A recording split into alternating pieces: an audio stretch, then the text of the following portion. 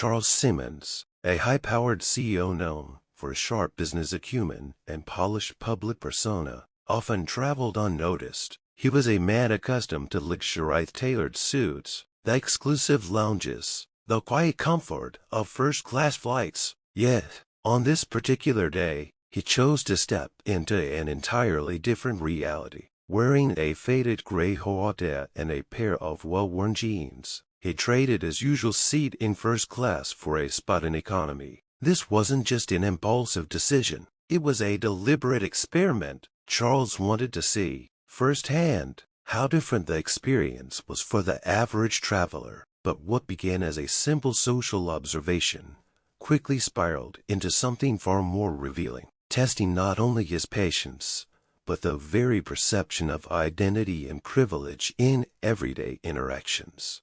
As Charles moved through the airport, he immediately sensed the unspoken hierarchy at play. At security, the businessman in a crisp navy suit ahead of him was met with polite nods and effortless pleasantries, while Charles barely earned a glance. The difference in treatment wasn't surprising, just another silent confirmation of the world he rarely had to experience. He shrugged it off, determined to stay focused on the purpose of his experiment. It wasn't until he reached the gate that the first real test of the day began. The check-in agent barely looked at him when she scanned his ticket. "You're in economy," she muttered without a second glance, as if the words alone justified the dismissiveness in her tone. Charles noted the subtle sting but didn't react. He was here to observe, not to seek special treatment. However, as he boarded the plane, the skepticism escalated. A flight attendant scanning tickets paused upon seeing this. Her eyes flickered between the boarding pass and Charles himself, an unmistakable question hanging in the air. "Are you sure you belong here?" The hesitation was brief but telling. It was a moment Charles had encountered before, but each time, it landed with the same quiet insult. Settling into seat 148, Charles tried to push the interaction out of his mind. He had spent years developing the ability to compartmentalize, to focus on bigger pictures rather than fleeting discomforts. But the murmurs that reached his ears moments later made it impossible to ignore. "Doesn't fit in here, does he?" one flight attendant whispered to another, her voice low but not low enough. "Maybe he's one of those people trying to scam an upgrade," the other responded with a soft chuckle. Charles clenched the armrest, their words igniting a quiet but familiar ache. It wasn't just the casual cruelty, it was the ease with which they assumed, the certainty in their judgment. He had prepared for resistance, for the subtle shift in treatment when he stepped out of his usual role, but the sting remained sharp.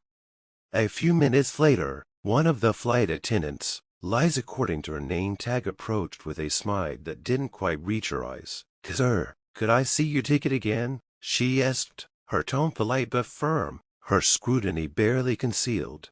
Without a word, Charles handed it over. Lisa studied it, then studied him. "I'll need to check something," she murmured before briskly walking away. Across the aisle, a middle-aged woman in a business suit frowned. "Why are they treating him like that?" she muttered under her breath, her voice tinged with disapproval. Charles offered her a small, knowing smile but said nothing. He had been in this position before, too many times to count. The difference now was that he wasn't going to let it slide. Minutes later, Lisa returned with another attendant, Sarah. Her demeanor was stiff, her words measured. "Sir, your it doesn't seem to match what we have in our system. Are you sure it's up to date?" The implication in her tone was unmistakable. Charles met her gaze steadily, his voice calm but firm. "It's my id. I fly with this airline frequently, and there's no mistake." For a split second, Sarah's composure wavered. Charles could see the uncertainty flicker across her face, the realization that he wasn't easily intimidated. "Perhaps you should double-check again," he added, leaning back. "I have all the time in the world."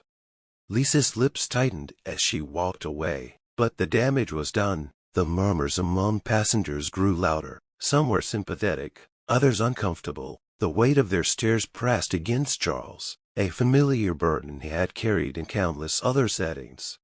By the time the flight reached cruising altitude, Lisa returned, her demeanor even more confrontational. "Sir, our system still isn't recognizing your details properly. Would you mind stepping to the front with me?"